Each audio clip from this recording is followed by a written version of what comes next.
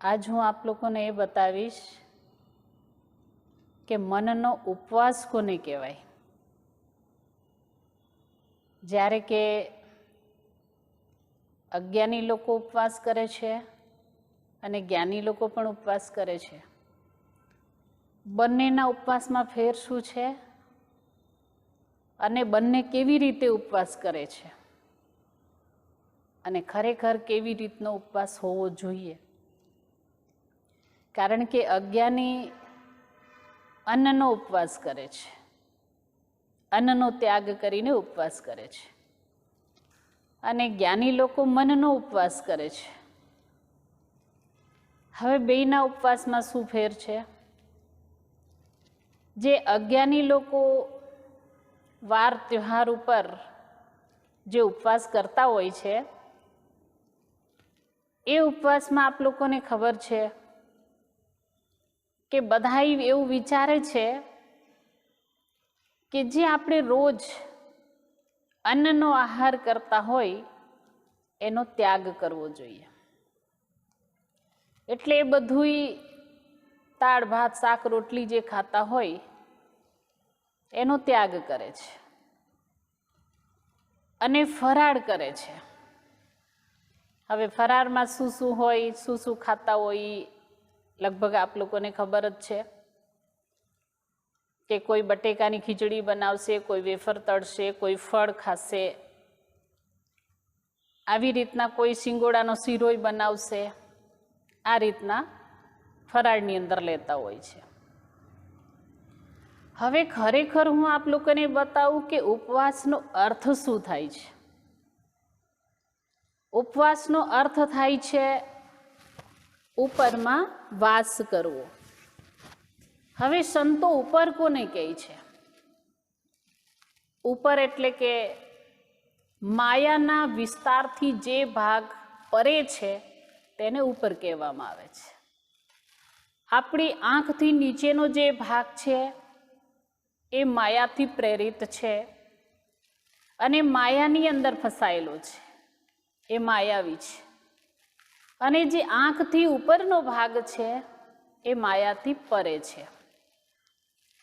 એટલે જ્ઞાની સંતોનું કહેવું એ છે કે ઉપર જઈને વાસ કરો, એટલે કે પરમાત્માના સામ્રાજ્યમાં નિવાસ કરવો, ત્યાં પહોંચવું, ત્યાં વાસ કરવો, એને ઉપવાસ કહેવાય છે. પરંતુ આજ જેની પાસે ઉપરના દેશનું પરમાત્માના સામ્રાજ્યનું જ્ઞાન નથી તે લોકો આ સામ્રાજ્યમાં પ્રવેશ કરીને જે ઉપવાસ કરવાનો હોય તે નથી કરી શકતા અને બહારની ખાવા પીવાની વસ્તુનો ત્યાગ કરીને બીજી વસ્તુ પાછી ખાવાની, એ રીતના ઉપવાસ અને ફરાળ થતો હોય છે. સંતો, જ્ઞાની લોકો, જ્ઞાની મહાપુરુષો એ આપણને ઉપરના સામ્રાજ્યમાં પહોંચવાડવાનો જ્ઞાન આપતા હોય છે. તો આ બંનેની અંદર જે ફર્ક છે, એકનો અન્નનો ઉપવાસ, એકનો મનનો ઉપવાસ. જ્ઞાની જે મનનો ઉપવાસ કરે છે એ જુદો છે અને અજ્ઞાની જે અન્નનો ઉપવાસ કરે છે એ જુદો છે. હવે આ બંનેનો જે ઉપવાસ થયો તો એમાં જેમ બધાય લોકો વ્રત ઉપવાસ હોય એટલે ફરાળ કરતા હોય, તો ફરાળમાં જેમ જુદી જુદી આઈટમો છે એવી જ રીતના મનના ઉપવાસની અંદર પણ આઈટમો છે. ઈ શેનો ત્યાગ કરે છે અને શું આહાર કરે છે ફરાળમાં, એ હું આપ લોકોને સમજાવવા ચાહીશ. તો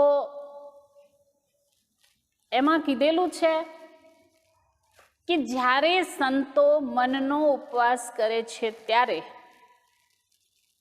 કઈ રીતે કઈ વસ્તુનો ત્યાગ કરે છે? તો જેમ અજ્ઞાનીએ અન્નનો ત્યાગ કર્યો એવી રીતના સંતો એમ કહે છે કે સાચો ઉપવાસ તેને કહેવાય કે જ્યારે આપણે આપણી બધી જે ઇન્દ્રિયો છે, આંખ છે, કાન છે, નાક છે, જીભ છે, આ બધા જે આહાર લઈ રહ્યા છે, આ બધા અંગોનો આહાર શું છે? તો કીધું આંખનો આહાર છે જોવું, કાનનો આહાર છે સાંભળવું, જીભનો આહાર છે સ્વાદ લેવું, બોલવું. આ બધા એના આહારો છે. સંત મહાપુરુષો એવું કહે છે કે આ જે બધી ઇન્દ્રિયો આહાર લેતી હોય છે એ બધા આહારોને બંધ કરી દેવા જોઈએ. એવું નહીં કે ખાલી દાળ ભાત શાક રોટલીનો જ બંધ કરવાનો, એનો જ ત્યાગ કરવાનો. સંતો એમ કહે છે કે આ બધી ઇન્દ્રિયોનો આહાર બંધ થશે એટલે બોલવાનું બંધ થઈ જશે, સાંભળવાનું બંધ થઈ જશે, જોવાનું બંધ થઈ જશે. આ બધા આહારો બંધ થઈ જશે, ઇન્દ્રિયોના આહારો બંધ થઈ જશે. હવે આ બધી ઇન્દ્રિયોના આહારો બધા કેવા છે? કામ, ક્રોધ, લોભ, મોહ, અહંકાર. આવા બધાય તો આપણી અંદર પડ્યા હોય ને આપણે ઉપવાસ કરતા હોઈએ. લોકો જે આ વસ્તુ સમજતા નથી એને સમજવાની ખૂબ જ જરૂર છે કે ત્યાગ કરવો તો અન્નનો, પરંતુ ત્યાગ કરવાનો છે કામ, ક્રોધ, લોભ, મોહ અને અહંકાર. આ બધી વસ્તુનો ત્યાગ કરીને, બધી ઇન્દ્રિયોનો પણ આહાર બધો બંધ કરીને મનથી ઉપવાસ કરવાનો છે. તો મનને પરમાત્માના સામ્રાજ્ય સુધી લઈ જવું છે આપણે. તો એ કઈ રીતના લઈ જશું? જેમ શરીરને ટકાવવા માટે તમે ઉપવાસના દિવસે ફરાળ કરો છો, કંઈક ને કંઈક તો ખાવ છો, દૂધ હોય, પેંડા હોય, કેળા હોય, જે હોય તે. આ બધી વસ્તુ આપણે લેતા હોઈએ જ્યારે સમાજની અંદર અજ્ઞાની લોકો ઉપવાસ કરે છે ત્યારે. પણ જ્ઞાની મહાપુરુષો છે એ ઉપવાસ કરે છે એટલે કામ, ક્રોધ, લોભ, અહંકારનો ત્યાગ કરી દે છે. બધી ઇન્દ્રિયોનો બહારનો આહાર દેવાનું બંધ કરી દે છે અને સીધા મનથી પરમાત્માના સામ્રાજ્યમાં જતા રહે છે. એટલે કે ઉપવાસ. ઉપરમાં એમણે વાસ કર્યો પરમાત્માની પાસે જઈને. આને સાચો ઉપવાસ કહેવાય છે. હવે એ સામ્રાજ્યમાં મનથી પહોંચવા માટે અને મનનો જે ઉપવાસ છે એ મનના ઉપવાસ કરવાની જે વિધિ છે એ જાણવાની જરૂરત હોય છે. બધાય લોકો કરે છે પણ આ વિધિ તો જાણતા નથી હોતા. પરંતુ જ્યાં સુધી જ્ઞાનીનું સાનિધ્ય ન મળે ત્યાં સુધી આ ઉપવાસની વિધિ જણાતી પણ નથી. હવે જેવી રીતના તમે લોકોએ ફરાળ કર્યું તો તમારી આઈટમ મેં બતાવી આપ લોકોને. હવે સંતો જેનો ફરાળ કરે છે એ હું બતાવું. સંતોને જ્યારે ઉપવાસ હોય છે, જ્ઞાની લોકોનો ઉપવાસ હોય છે ત્યારે એમને પણ ફરાળ કરે છે, પણ ફરાળની આઈટમ શું છે હું આપ લોકોને બતાવું. એમની ફરાળની આઈટમ તો તમે કોઈ દિવસ સાંભળી પણ નહીં હશે, તમે એવું કોઈ દિવસ વિચાર્યું પણ નહીં હશે. કારણ કે એ દિવસે ત્યાગ શેનો કરવાનો છે અને ગ્રહણ શું કરવાનું છે આ વિશેષ વસ્તુ છે. તો લોકોને ખબર નથી એટલે અન્નનો ત્યાગ કરે છે અને બીજી બધી વસ્તુ ફરાળમાં લે છે. પણ તે દિવસે ત્યાગ કરવાનો છે કામ, ક્રોધ, લોભ, મોહ અને અહંકારનો. અને ગ્રહણ કરવાનું છે એ આઈટમ શું છે? તો સૌથી પહેલા હું બતાવું કે સંતો જ્યારે ઉપવાસ કરે છે, મનનો ઉપવાસ કરે ત્યારે જે લોકો ગ્રહણ કરે છે હું બતાવું કે સૌથી પહેલા એમની પહેલી જે આઈટમ છે એ આઈટમ શું છે કે મનને પરમાત્માના સ્વરૂપનો આહાર દે છે, પરમાત્માના સ્વરૂપનું ભોજન દે છે, એનું ફરાળ કરે છે. તો પરમાત્માના સ્વરૂપનો આહાર કઈ રીતે કરવો? પરમાત્માના દર્શન કઈ રીતે કરવાના? કારણ કે આ આપણી આંખને બહારનું જોવાનું બંધ કરવાનું છે. ત્રીજા નેત્રથી પરમાત્માના સામ્રાજ્યમાં પહોંચવાનું છે. ત્રીજી આંખથી પરમાત્માના સ્વરૂપના દર્શન કરવાના છે. આ સૌથી પહેલા મનના ઉપવાસનો ફરાળ છે. હવે હું આપ લોકોને બતાવું કે ઘણીવાર લોકો એ જ માને છે કે પરમાત્માનું સ્વરૂપ કોઈ બહારી જગતની અંદર આ આંખોથી દેખાશે, પણ સંતો એમ કહે છે કે આ બે આંખોથી પરમાત્માના સ્વરૂપને જોઈ શકાતું નથી. પરમાત્માના તેજોમય સ્વરૂપને, નિરાકાર સ્વરૂપને જોવા માટે ત્રીજી આંખની જરૂરત છે. તો ત્રીજી આંખથી પરમાત્મા દેખાય છે, પરંતુ ત્રીજી આંખનું જ્ઞાન લોકોને હોતું નથી. એટલે પછી બહારી જગતની અંદર બધું જોઈ શકે છે, પણ અંદર પરમાત્માના સામ્રાજ્યમાં જઈ અને આ નિરાકાર પરમાત્માના દર્શન નથી કરી શકતો.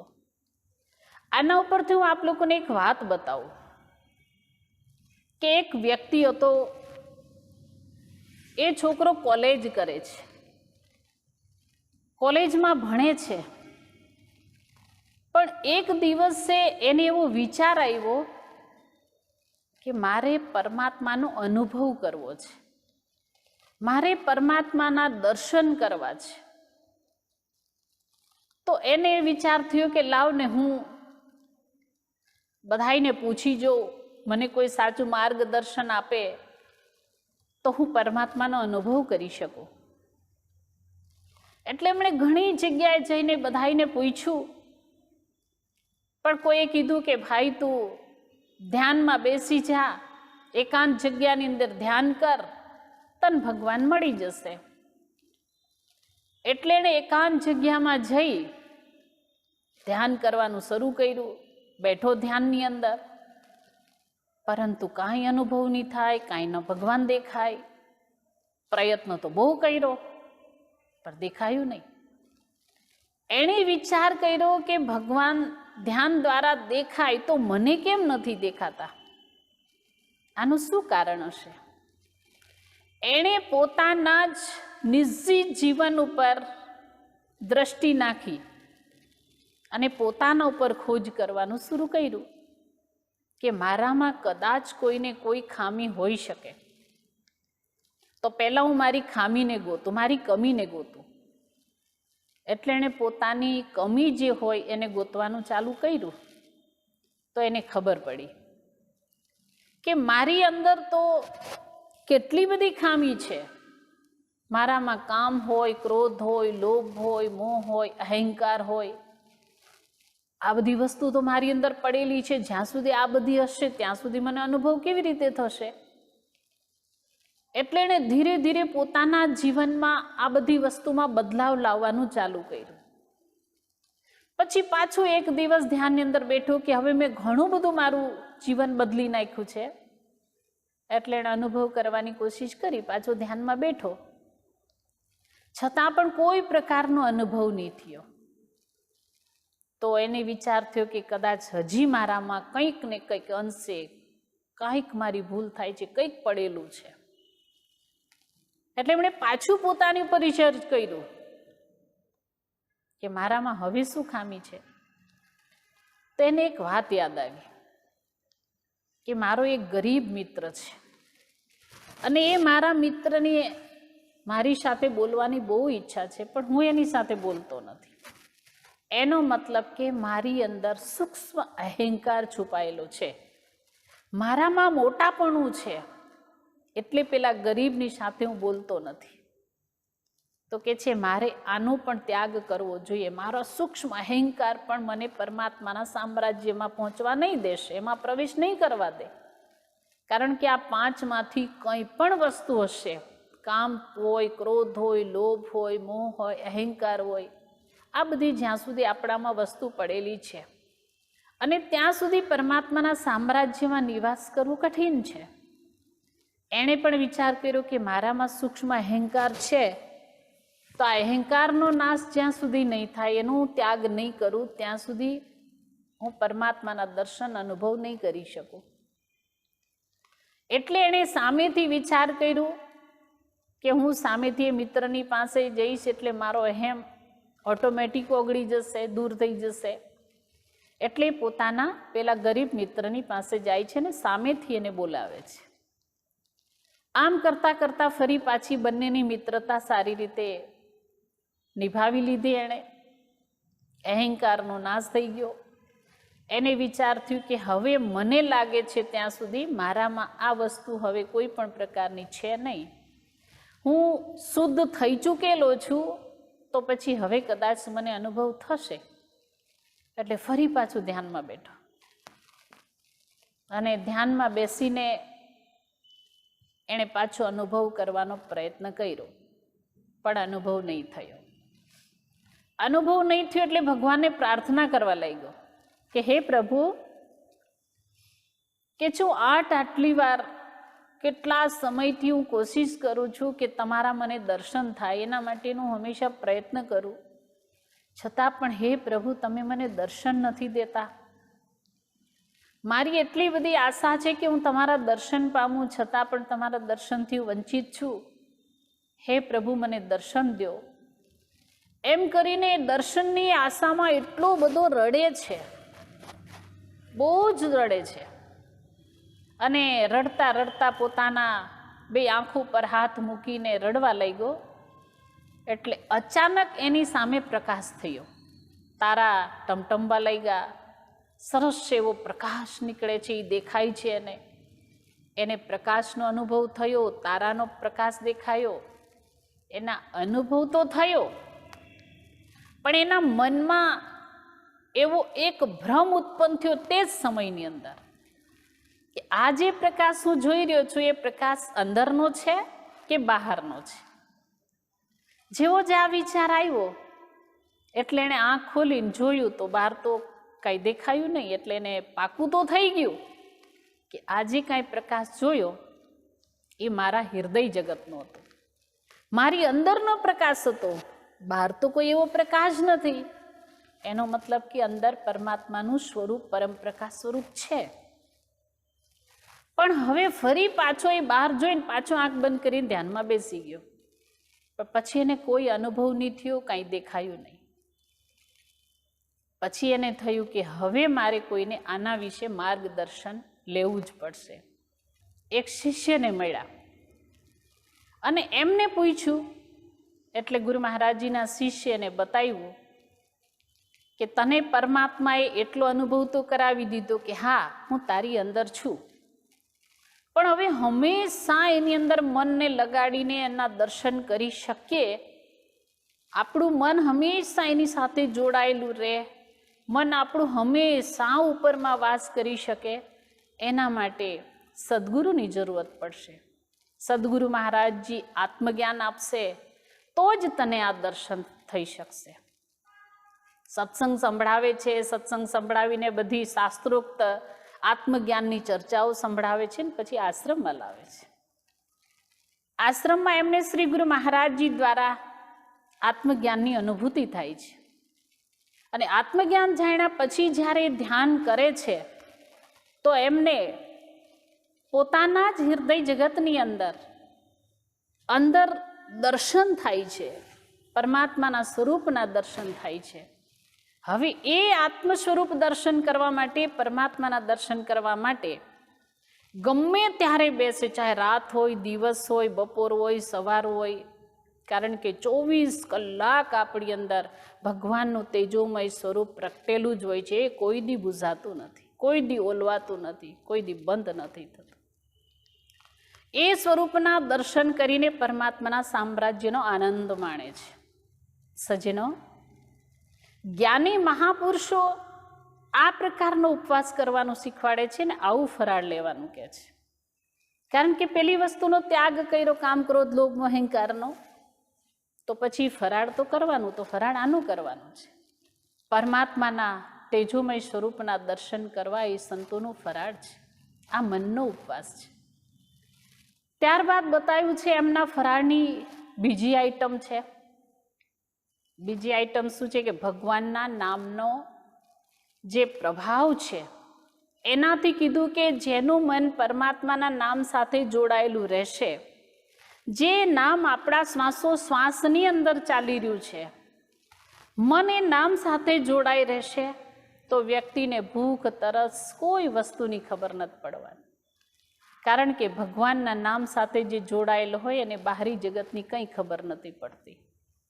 તો એ જે નામ છે ભાષાથી પરે છે, જેને બોલવામાં નથી આવતું, કારણ કે આપણા શ્વાસોશ્વાસની અંદર છે. તો મનને બહારી હર વસ્તુમાંથી ઉઠાવીને બહારી કોઈ વસ્તુમાં ન લગાડતા સિર્ફ એ મનને પરમાત્માના નામ સાથે જોડીને એ પરમાત્માના નામનો આહાર કરવાનો છે. આ બીજું ફરાળ છે, બીજી આઈટમ છે ફરાળની. પછી કીધું ત્રીજી આઈટમ છે ફરાળની અંદર, તો કીધું આત્મજ્ઞાનની અંદર મહાપુરુષ આપણને 4 વસ્તુનો બોધ કરાવે છે. 4 ફળ કીધેલા છે. તો કીધેલું તીર્થ નહાય એક ફલ, સંત મિલે ફલ 4, સદગુરુ મિલે અનેક ફલ, કહત કબીર વિચાર. કબીર સાહેબજીનું કહેવું છે કે સંત જ્ઞાની મળી જશે તો 4 ફળની પ્રાપ્તિ થાય છે. તો આપણે જે ફરાળની અંદર બધા ફળ લેતા હોય એ ફળ નહીં, પણ 4 ફળ જે ફરાળની અંદર લઈ શકાય એ કયા? તો એક મેં બતાવ્યું કે પરમ પ્રકાશ રૂપી ફળ છે. બીજું ફળ છે એ જે કીધું કે પરમાત્માના નામરૂપી ફળ છે.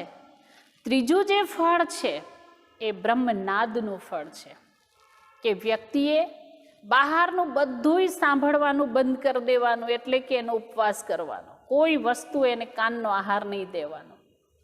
અને જે અંદર બ્રહ્મનાદ થઈ રહ્યો છે, જે લહેર ગગનમાં ગાજે, અરે ભાઈ આપણી અંદર એવી લહેર લાગેલી છે, એટલો સરસ બ્રહ્મનાદ થાય છે, અનહદ નાદ થાય છે કે જેને કોઈ દી વગાડવો ન પડે, જેની અંદર કોઈ દી સવાર સાંજ આરતીનો સમય કે એવું કાંઈ આવતું નથી, જેમાં લગાતાર આપણી અંદર વાગી રહ્યું છે.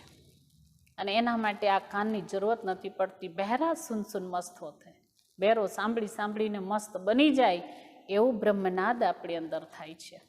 તો સંતો મનના ઉપવાસની અંદર આ 4 ફળોનો આહાર કરે છે અને પેલા 5નો ત્યાગ કરે છે. કામ, ક્રોધ, લોભ, અહંકારનો ત્યાગ કરે અને આનું ભોજન કરે છે. તો ત્યારબાદ કીધું કે આ 3 વસ્તુ છે. હવે ચોથું જે ફળ છે, જે ચોથી આઈટમ છે સંતોની ફરાળની, એ કીધું છે અમૃતનું પાન. આપણી જે આ કાયા આપણને હંમેશા તાજી દેખાય છે, એનું કારણ શું છે? આપણે તો બહારના ઘણા બધા રસ લીધા હોય અને પાછું કોઈ વસ્તુ જ્યારે ખાવામાં આવે, પીવામાં આવે, ત્યારે એમ કહેતા જો બહુ સરસ, અમૃત જેવું છે. આવું ઘણા લોકોના મોઢે સાંભળવા તમને મળશે, બહુ સરસ, અમૃત જેવું છે. હવે અમૃત ચાખ્યું નથી છતાં પણ ઉપમા તો આપવામાં આવે કે અમૃત જેવું છે. તો એનો મતલબ અમૃત કેવું હશે? બીજી બધી વસ્તુમાં બહુ સરસ મીઠાશ હોય, સારો સ્વાદ હોય, તો અમૃતનો સ્વાદ કેવો હશે? તો કીધું એ અમૃત જે છે એટલે આપણી કાયા તાજી છે, સરસ છે. આમાંથી જ અમૃત સુકાઈ જશે તો આ જ કાયા તાજી નહીં રહે, અને આ જ કાયાને પછી સાચવવી અઘરી પડતી હોય. તો એ જે અમૃત રસ આપણી અંદર છે, એ અમૃત રસનો આપણે આહાર લેવાનો છે. જ્યારે મનનો ઉપવાસ કરવામાં આવે ત્યારે આ અમૃત રસનું પાન કરવામાં આવે છે. પછી ઘણા લોકો એમ કહેતા હોય કે ભાઈ બધું તો ઠીક, પણ આપણે બધી વસ્તુ લઈ શકીએ, પણ આ અમૃતનું પાન તો કાંઈ આપણા જેવા સંસારી થોડા કરી શકે, એવું બધા વિચારતા હોય. પણ સંસારી લોકોએ પણ આ અમૃત રસનું પાન કરેલું છે, અમૃતનો સ્વાદ લીધો છે, શું કામ ન લઈ શકીએ? પણ આજ લોકોની હાલત કેવી હોય છે? એક નાનું સરખું ગામ હતું અને એ ગામમાં એક સજ્જન વ્યક્તિ જાય છે. તો એ સજ્જન વ્યક્તિએ શું જોયું કે ગામના રસ્તા ઉપર સંતરાના ઢગલા પડેલા હતા. તો એમણે કોઈને પૂછ્યું કે આ બધા રસ્તા ઉપર જ કેમ બધા સંતરાના ઢગલા છે? તો કે આ સંતરાને અહીંયા કોઈ ખાય નહીં એટલે બધા રોડ ઉપર ફેંકી દીધેલા છે. પેલા સજ્જન વ્યક્તિએ કીધું કે ઓહો, આવું સરસ જે તમારું ગામ છે પહાડી ઉપર, અહીંના સંતરા કેટલા મીઠા હોય છે, કેટલા રસવાળા હોય છે, એટલો સ્વાદ હોય છે એની અંદર, અને તમે સંતરાને ફેંકી દો છો. આનો સ્વાદ લ્યો તો ખરા. એટલે એક વ્યક્તિને એમણે કીધું કે સંતરાનો સ્વાદ પહેલા ચાખો પછી ફેંકજો. તો એમણે સંતરું લીધું અને સીધું સંતરું મોઢામાં નાખ્યું. હવે છાલ સાથે મોઢામાં નાખે તો થોડો સારો સ્વાદ આવવાનો છે. એણે તરત જ થૂથું કરીને ફેંકી દીધું, સંતરું ફેંકી દીધું, મોઢામાંથી કાઢી નાખ્યું. પેલા સજ્જન વ્યક્તિને ખબર પડી કે ઓહો, આ ગામના લોકોને સંતરું ખાતા જ નથી આવડતું, સંતરાનો રસ જ લેતા નથી આવડતું, તો એનો સ્વાદ ક્યાંથી આવશે? એટલે સજ્જન વ્યક્તિએ સંતરાને છોયલું. સંતરાને છોલીને એમાંથી ચીર કાઢીને પેલા ભાઈને આપી અને કીધું, લો આને ચાખો. એટલે પેલા ભાઈએ સંતરાનો સ્વાદ લીધો અને એ સંતરાનો સ્વાદ લીધા પછી એને એટલો અફસોસ થયો કે ઓહો, આવો સરસ સંતરામાં સ્વાદ, ખાટો મીઠો એટલો મસ્ત સ્વાદ છે, અને અમે તો એવા કેટલા સંતરા ફેંકી દીધા. પછી એને સંતરાની કિંમત સમજાણી, સંતરાના રસની કિંમત સમજાણી. જ્યાં સુધી કોઈ જાણકાર વ્યક્તિ નહોતા મળેલા ત્યાં સુધી એ સ્વાદની કંઈ ખબર ન પડી, સંતરાને ખાવાની ખબર ન પડી, એના રસ લેવાની ખબર નહોતી પડતી. એવી જ રીતના સજ્જનો, આપણી અંદર પણ અમૃત રસ હંમેશા ઝરે છે, પણ એનો સ્વાદ લેવા માટેનું જે જ્ઞાન મહાપુરુષ આપે, સદગુરુ આપે, એ જ્ઞાન નથી હોતું ત્યાં સુધી અમૃત રસ ચાખી નથી શકવાના. હવે જ્યારે મહાપુરુષ એની વિધિ બતાવશે કે અમૃતનો રસ કઈ રીતે લઈ શકાય, અમૃતનું પાન કઈ રીતે કરી શકાય, એનો સ્વાદ કેવો હોય છે, એ સદગુરુ મહારાજજીની વિધિ બતાવે કે આ રીતના અભ્યાસ કરવાથી અમૃતનું પાન કરી શકાય. એટલે આપણને સદગુરુની જરૂરત જીવનમાં પડતી હોય છે. સદગુરુ મહારાજજી જીવનમાં આવે એટલે આ વસ્તુનો આપણે અનુભવ કરાવી દેશે. ત્યારે આપણને ખબર પડશે કે આપણે આટલા વર્ષો જિંદગી જીવા પણ છતાંય આપણને એ ખબર ન પડી કે આની અંદર અમૃત છે, અને એ અમૃતનું પાન કર્યા પછી કોઈ દિવસ ભૂખ ને તરસ નથી સતાવતી. યોગી લોકો ધ્યાનમાં બેસીને ગુફામાં હજાર વર્ષો સુધી ધ્યાન કર્યું તો એમને બહારનો કોઈ આહાર લેવાની જરૂર ન પડી, કારણ કે અંદર જ ફરાળ કરતા હતા, અને અંદર આ ચારે વસ્તુનો ફરાળ એમનો ચાલુ હતો. જેણે અમૃતનું પાન કર્યું હોય, જેણે પરમ પ્રકાશ જોયો હોય, જેણે બ્રહ્મનાદમાં મન લગાડ્યું હોય, જેણે નામ સાથે મનને જોડી દીધું હોય, આવા જે જ્ઞાની ઉપવાસ કરતા હોય એને પછી બહારના ભોજનની જરૂરત જ ક્યાં પડતી હોય. અને જ્યારે ધ્યાનમાં બેસે છે તો આ બધી વસ્તુનો લોભ, અહંકાર, આ બધી જ જેટલી પણ સૂક્ષ્મ વસ્તુઓ આપણી અંદર પડેલી હોય એ બધુંનો નાશ કરી દેતા હોય, એનો ત્યાગ કરી દેતા હોય, અને આ મનના ઉપવાસને ગ્રહણ કરતા હોય. એટલે એ મહાપુરુષો મહાન કહેવાય છે. અને જ્ઞાની પુરુષો બસ આના આહારે પોતે ઉપવાસ કરતા હોય છે. હવે તમે વિચાર કરો કે ઉપવાસ કયો ઉચિત છે? તમે જે કરો છો ઉપવાસ એ જરૂરી છે યા મનનો ઉપવાસ જરૂરી છે? ખાલી અન્નને છોડી દેવાથી ઉપવાસ નથી કહેવાતો, પરંતુ કામ, ક્રોધ, લોભ, મોહ, અહંકારનો ત્યાગ કરી દો, એને છોડી દો અને પરમાત્માની આ બધી વસ્તુને અપનાવી લો. જો આત્મજ્ઞાન દ્વારા આ ચારેય ફળની પ્રાપ્તિ થાય છે અને આ ફરાળ કરવાથી આપણા આત્મ ઉત્થાન થાય છે, જીવન સફળ બને છે, તો આપ લોકો આજથી એ નક્કી કરજો કે તમારે ઉપવાસ કેવો કરવો છે. અને જો આ ઉપવાસ કરવાની ઈચ્છા હોય તો આપ લોકો એક ઠેકાણું જરૂર યાદ રાખજો. જો આ સાચા ઉપવાસને આપણે જાણવું હોય, જો મનના ઉપવાસને તમારે જાણવું હશે, સાચું ફરાળને તમારે જાણવું હશે, શેનો ત્યાગ કરવો જોઈએ એ બધી વસ્તુને વિશેષ રૂપથી જો સમજવી હશે તો સદગુરુદેવ શ્રી સતપાલજી મહારાજજીના આશ્રમમાં, જે અમારો આશ્રમ છે માનવ ઉત્થાન સેવા સમિતિ માનવ ધર્માશ્રમ, ત્યાં આવીને આપ લોકો આ સાચી સિસ્ટમ શીખી અને સાચો મનનો ઉપવાસ કરીને જીવનને સફળ ને સાર્થક બનાવવાનું છે. આટલું કંઈ મારા વિચારોને વિશ્રામ દઈશ. બોલીએ શ્રી સદગુરુદેવ મહારાજ કી જય.